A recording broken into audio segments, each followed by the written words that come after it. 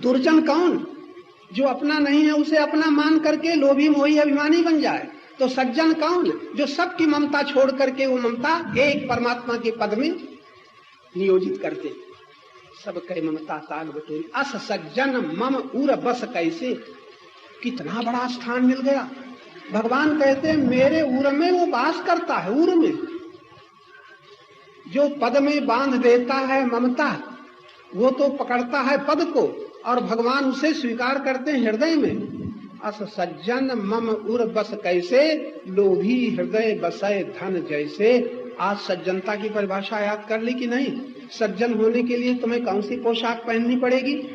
सज्जन होने के लिए कौन सा तुम्हें रूपक धारण करना पड़ेगा? क्या दिखावा करना पड़ेगा? कौन से शब्दों का प्रयोग करना पड़ेगा जिससे लोग समझे बड़े सज्जन हैं? कौन सी भाषा बोलनी पड़ेगी? कुछ नहीं, इतना ही। सब कहे ममता ताग बटोरी, कोई जान भी न पाएगा। और तुम भगवान की नजरों में सज्जन हो जाओगे। इंसान के करोड़ों लोगों की नजरों में तुम सज्जन बन जाओ और भगवान की नजरों में न हो पाए तो? अरे आदर ही करना है तो भगवत दृष्टि का करो, आदर ही करना है तो दूरदृष्टि का आदर करो। पड़ोसी ऐसा न कहें, घर वाले ऐसा न कहें, समाज वाले ऐसा न कहें, गुरुजन चाहे जो कुछ कह ले, उनकी परवाह नहीं।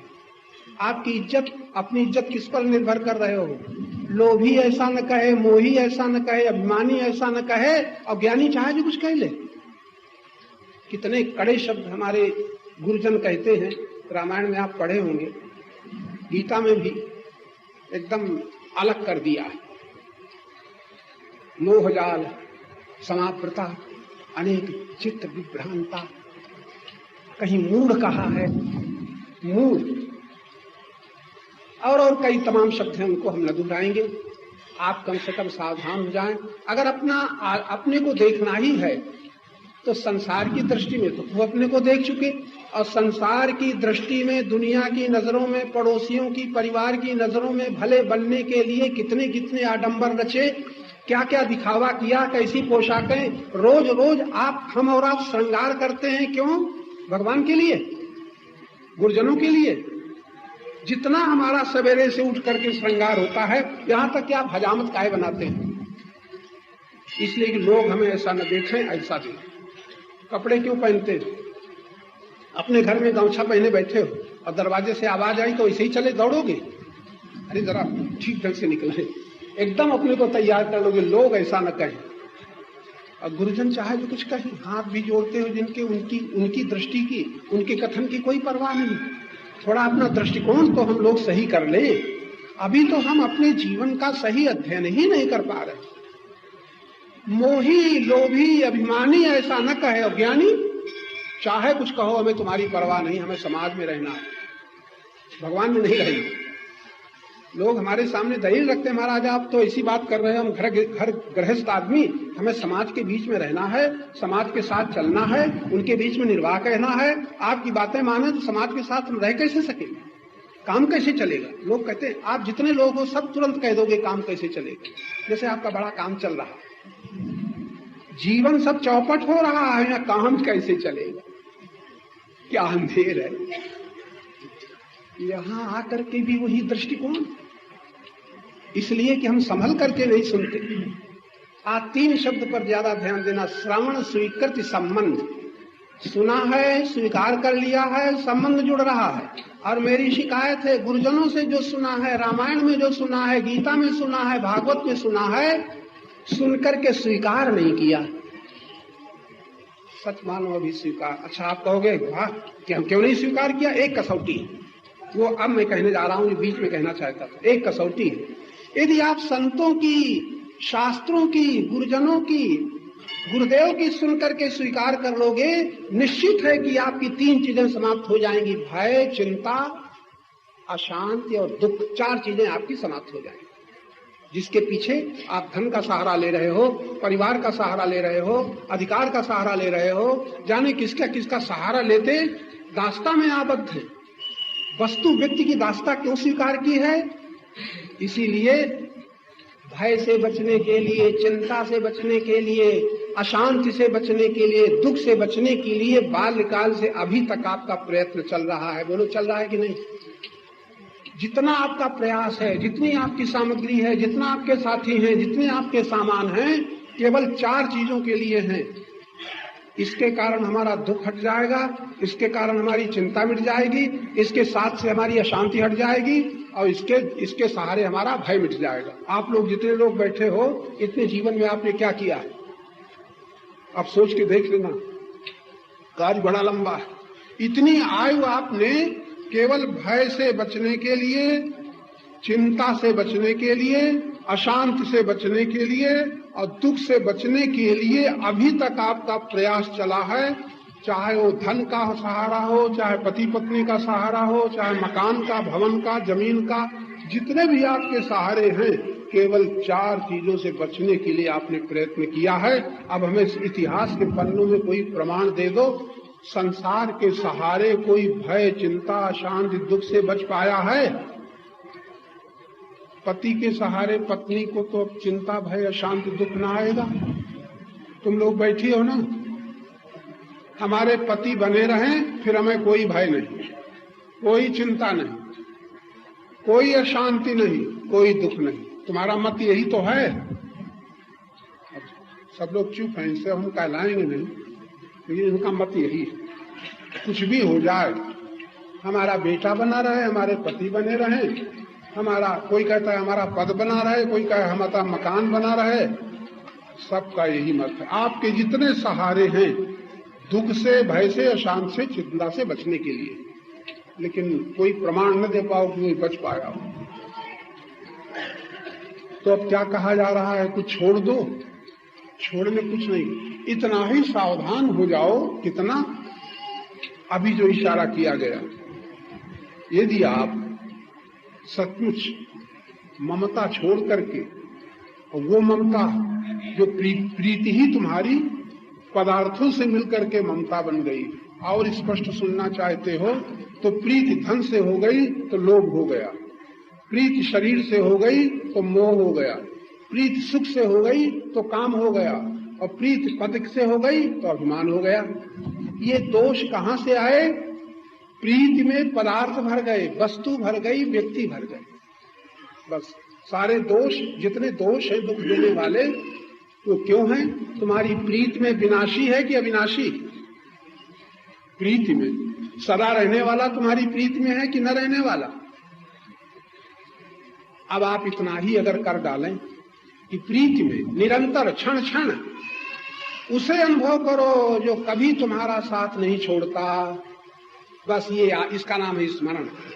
उसकी याद करो जो तुम्हें कभी नहीं छोड़ता, कभी छूट नहीं सकता, और बाहर कुछ न छोड़ो, बाहर कुछ न छोड़ो। एक याद और बढ़ा लो। किसकी याद? जो हमें कभी न छोड़े।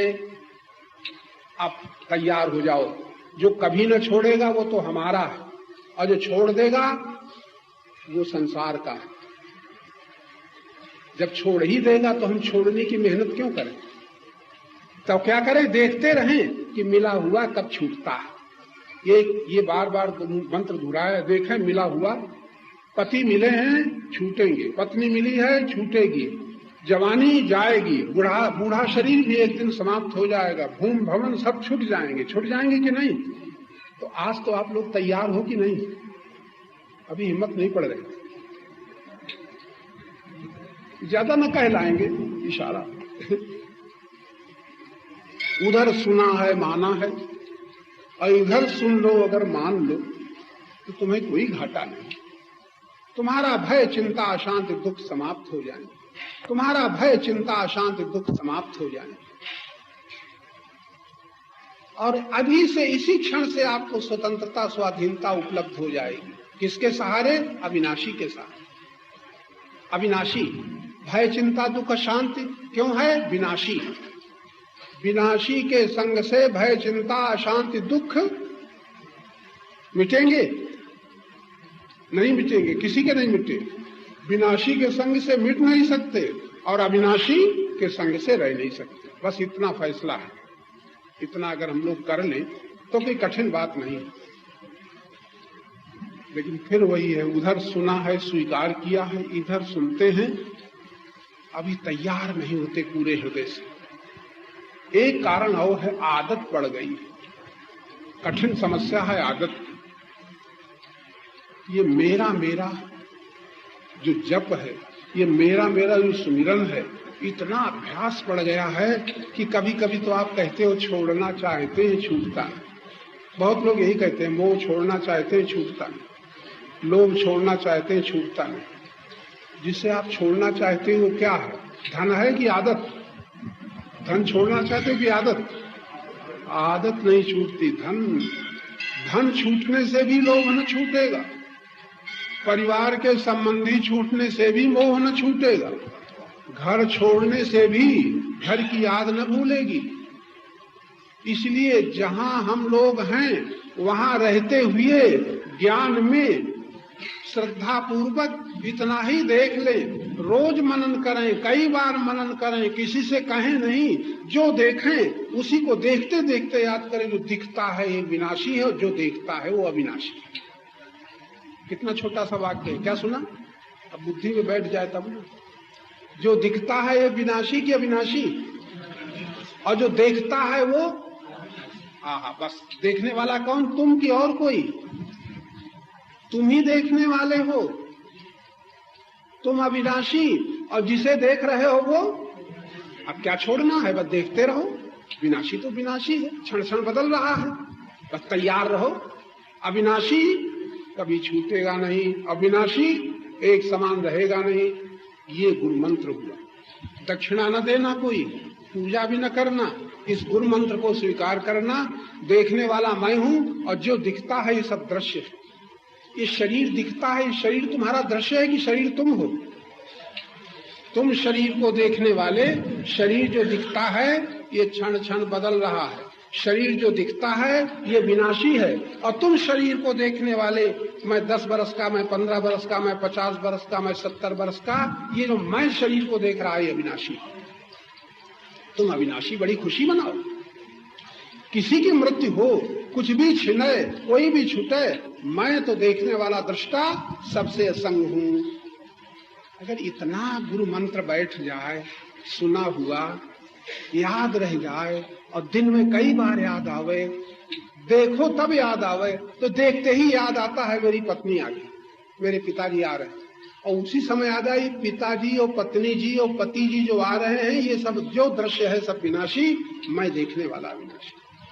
जिसको तुम पति कह रहे हो वो पति जिसे मान रहे हो, पत्नी जिसे मान रहे हो विनाशी, जो पति और पत्नी के भीतर जो बैठा है देखने वाला वो अविनाशी। इधर भी अविनाशी, उधर भी अविनाशी, सर्वत्र अविनाशी और सर्वत्र विनाशी। विनाशी अविनाशी, इसी का नाम है हंस दृष्टि। हंस जो पदार्थों में परमात्मा को चुनता है वो कौन है? हंस है। ये हंस है। जैसे महात्माओं को आप कहते हैं परमहंस, आजकल परमहंस एक वेश माना जाता है। परमहंस वेश नहीं है। जो संसार के विनाशी पदार्थों में परमात्मा को जैसे हंस चुनता है मोती, तैसे जो परमहंस है वो क्या चुनता है? पदार्थों में परमात्मा। अभी आप कथा सुन रहे थे ना, जहां गधा दिखाई पड़ता है वहां क्या चुनता है? भक्त क्या चुनता है? भगवान की गधा। भक्त को भगवान दिखाई देते।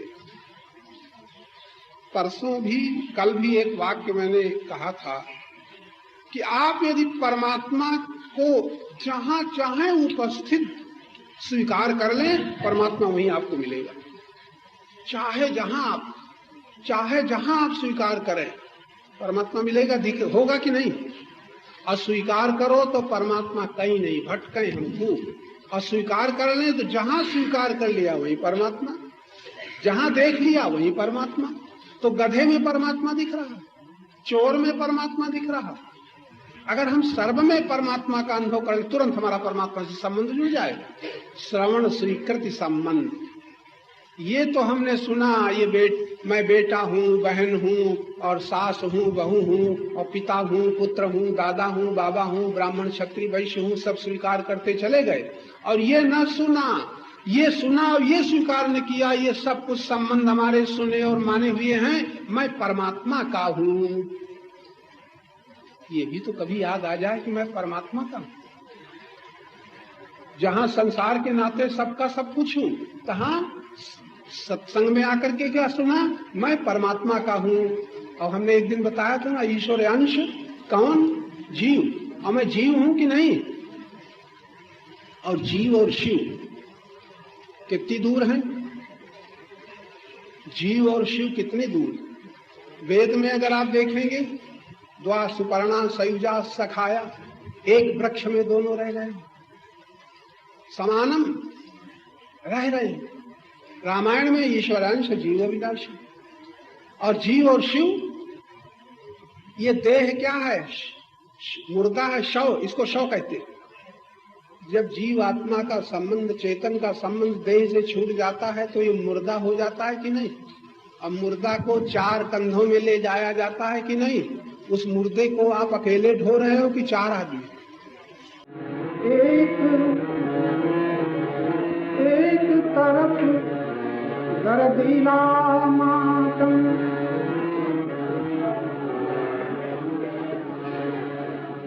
एक तरफ दर्दीला मातम, एक तरफ त्योहार है विघ्ना के बस इसी खेल में, यह मानव लाचार है विघ्ना के बस इसी खेल में।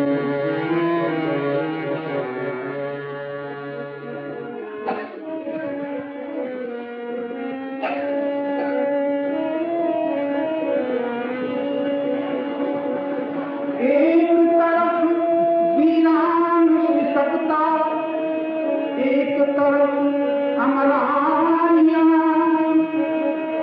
एक तरफ कंगन झड़ते हैं, एक तरफ कंगन झड़ते हैं, एक तरफ श्रृंगार है विघ्ना के बस इसी खेल में, अज्ञानी लाचार है दर्दीला।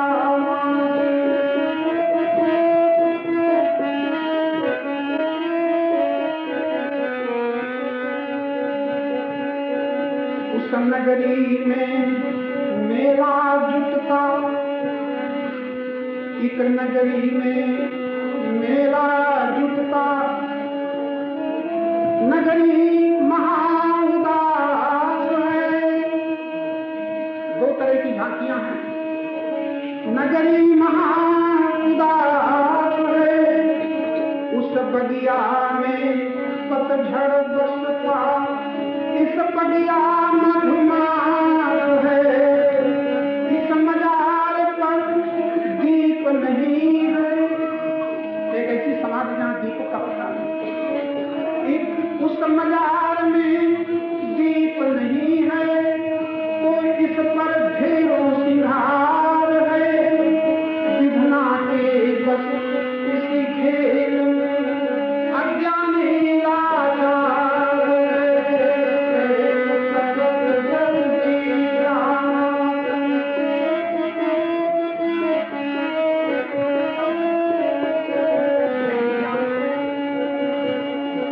लुटता कभी पराग पवन,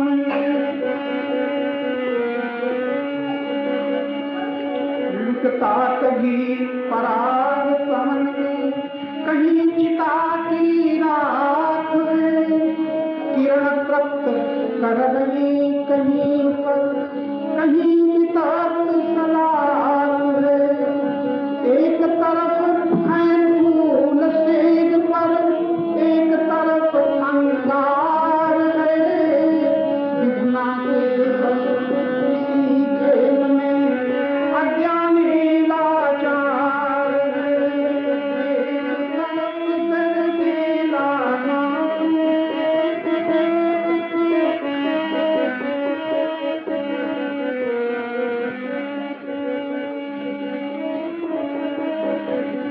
ऋण पर है,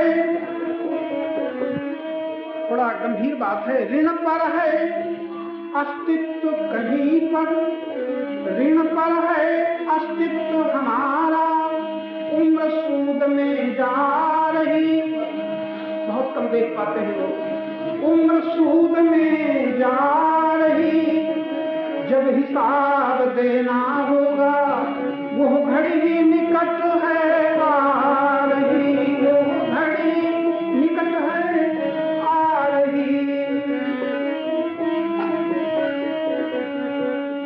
यहाँ हमारी देह सांस क्या, यहाँ हमारी देह सांस क्या, सबका सभी उधार है, एक तरफ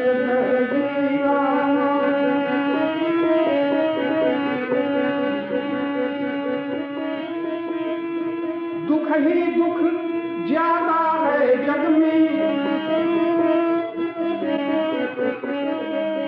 दुख ही दुख ज्यादा है जग में, सुख के क्षण तो अल्प हैं, सुख के क्षण तो अल्प हैं।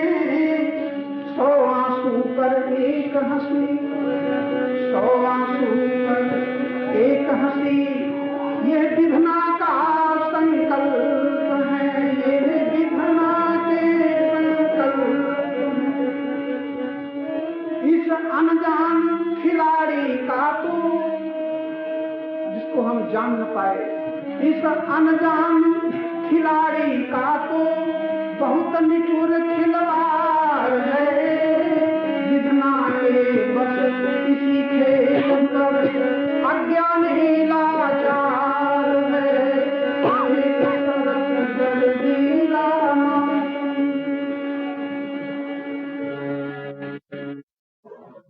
तो सो परत्र दुख पावई, सिर धुनि धुनि पछताए, काल ही कर्म ही ईश्वर ही मिथ्या दोष लगाए। तो सज्जनों, थोड़ा परमात्मा की दी हुई बुद्धि के द्वारा और प्रभु की कृपा से मिले हुए सत्संग के द्वारा और पुण्यवानों के पुण्य सुयोग के द्वारा आपको जो ये सुअवसर मिल रहा है, यदि इसके द्वारा अपनी ओर लौट पड़ो, एक बार अपना अध्ययन कर लो, तो जिस शक्ति से हम दुख के पथ में बढ़ते चले गए, जिस शक्ति से अनेकों अपराध बनते चले गए, जिस शक्ति से हम अपने बंधन बढ़ाते चले गए, बंधन जिस शक्ति से, जिस बुद्धि से, जिस योग्यता से वृद्धावस्था में हम कहाँ पहुंचे, उसी शक्ति के सदुपयोग से, उसी समय के सदुपयोग से, यानी एक शब्द में मिले हुए के सदुपयोग से हम भक्ति मुक्ति शांति पा सकते हैं। कब? जब सदुपयोग करें, भीख मांगने से नहीं, गिड़गिड़ाने रोने से नहीं, भगवान दया करो ये चिल्लाने से नहीं, बल्कि भगवान की कितनी दया साथ चल रही है ये देखने से, भगवान की कितनी कृपा हमारे साथ चल रही है ये देखने से, मांगने से नहीं। परमात्मा और मांगना पड़े तो हमने अपने ढंग का परमात्मा बना रखा है इंसान की तरह। इंसान खुशामद पसंद है, भगवान की भी खुशामद करो, शायद वो खुश हो जाए, और जो नहीं दे रहा है दे दे। आत्मा उसे कहते हैं जिसमें कोई दीवार है ही नहीं, और जब दीवार नहीं तो द्वार कहां से होगा? क्यों भाई? सूर्य के प्रकाश, सूर्य ने अपने आंख प्रकाश में अपनी कोई दीवार बना रखी है? सूर्य ने अपने प्रकाश के बीच में कोई दीवार बना रखी है? दीवार तुमने बनाई है, जहां की अगर इसमें सब दरवाजे बंद कर दो और सूर्य का प्रकाश हो तो आपको प्रकाश कमरे के भीतर आएगा? नहीं आएगा। तो दीवार तुमने बनाई है प्रकाश के आने में कि सूर्य ने बनाई? इसी प्रकार परमात्मा ने अपने दर्शन में बाधक किसी दीवार को नहीं बनाया, लेकिन जीवात्मा ने एक नहीं अनेकों दीवारें बना डाली। बात सुन लो भक्ति चाहने वालों, परमात्मा ने अपने दर्शन के लिए बाधा डालने वाली कोई दीवार नहीं बनाई, लेकिन जीवात्मा ने परमात्मा के दर्शन की एक नहीं अनेकों दीवारें बना रखी। और उन दीवारों की परिभाषा व्याख्या क्या है? जहां मेरा शब्द आपने कह दिया वही आपकी दीवार है। अब सुन लेना जरा, बुद्धियुक्त होकर के सुनना। मेरा शब्द कहा नहीं कि वही आपकी दीवार है। परमात्मा की जब मेरा शब्द कहा तो कुछ तो मेरा है और कुछ ऐसा है जो मेरा नहीं है, उसका है, उसका है वो भी मेरा कैसे हो जाए, इसलिए आपकी प्रार्थनाएं शुरू हो गई। जो हमारे पास नहीं है किसी के पास है, हे भगवान कैसे मिले, उनके समान शक्ति कैसे मिले, अमुक के समान संपत्ति कैसे मिले, अमुक के समान अधिकार कैसे मिले, अमुक के समान प्यार कैसे मिले, उनके समान सुख कैसे मिले। जो किसी को मिला है हमें नहीं मिला, तो कैसे मिलेगा? डाके से मिलेगा तो डाका डाल लेंगे लोग, डालते हैं नहीं? ये ईश्वर को नहीं मानते, तो जानते हैं डाके से मिल जाएगा, तुम्हारे पास है हम छीन करके ले लेंगे। तो कुछ तो जो दूसरों के पास है वो डाका डाल के लेना चाहते हैं, कुछ ज्यादा सज्जन हैं तो डाका डालने में जरा बड़ी खतरा है तो चोरी करके लेना चाहते हैं, जो उनके पास हम चोरी करके ले लेंगे। कुछ ऐसे हैं जो चोरी भी नहीं करना चाहते तो कहते हैं हम भीख मांग करके ले लेंगे, गिड़गिड़ा करके ले लेंगे, ये प्रार्थना करने वाले लोग। कुछ ऐसे लोग हैं जो शक्ति का उपयोग करते हैं, कहते नहीं हम परिश्रम करके लेंगे, हमारे पास बल है हम उपार्जन कर लेंगे, इतने लोग हैं। कुछ उपार्जन करके लेते हैं, जो उपार्जन नहीं कर सकते वो भीख मांग करके लेते हैं, दोनों से जो नीचे हैं वो चोरी करके लेते हैं, और जो नीचे हैं वो डाका डाल करके लेते हैं। इस तरह से 4 प्रकार के लेने वाले हो गए। यथार्थ जो दर्शन करते हैं, ज्ञानी है, वो न डाका डालते हैं, न चोरी करते हैं, न भीख मांगते हैं, बल्कि श्रम का भी गर्व नहीं करते। वो तो देखते हैं हम जो चाहते हैं, जो चाहते हैं, जो मेरे पास नहीं है किसी के पास है, अगर वो मिल भी जाएगा तो क्या होगा, इसका नाम है दर्शन। शायद ये शब्द आपने न सुने होंगे तो आप फिर सुन लो। सुना हुआ जब सुनाया जाता है तो बड़ी जल्दी याद आ जाता है, लेकिन जो सुनने में कम आता है, और कभी कभी मैं भी सुनता हूं आपके साथ। ये शब्द आज मैं भी सुन रहा हूं, ये जो बोला जा रहा है मैं सुन रहा हूं, मैंने कभी नहीं कहा, तो मैं कहता नहीं हूं। यहां तो एक संबंध जुड़ता है, योग युक्त हो करके परमात्मा के अखंड ज्ञान में जब हमारी बुद्धि युक्त हो जाती है तो इस बुद्धि में अखंड ज्ञान का प्रकाश अवतरित होता है, उसमें हम दर्शन करते हुए चलते हैं। ये बोलना एक दर्शन करना है। तो आज मैं सुन रहा हूं, क्या सुन रहा हूं कि संसार में 4 प्रकार के लोग, एक जो दूसरों के पास है डाका डाल करके लेना चाहता है, जो दूसरों के पास है चोरी करके लेना चाहता है, जो दूसरों के पास है भीख मांग करके लेना चाहता है, जो दूसरों के पास है अपनी शक्ति का बल लेकर के श्रम करके लेना चाहता है। लेकिन एक तीसरा है, वो तीसरा कौन है? जो लेना ही नहीं चाहता। आहा, ये जीवन जा ही न चाहिए कबहू कछ तुम सन सहज सने। गीता के शब्दों में निष्काम कुछ कामना करता है। निष्काम कौन होता है? गीता में आप पढ़ेंगे भगवान ने शर्त रख दी है, जो अपेक्षा नहीं रखता और जिसके भीतर कोई कामना नहीं रहती वही परम पद को प्राप्त होता है।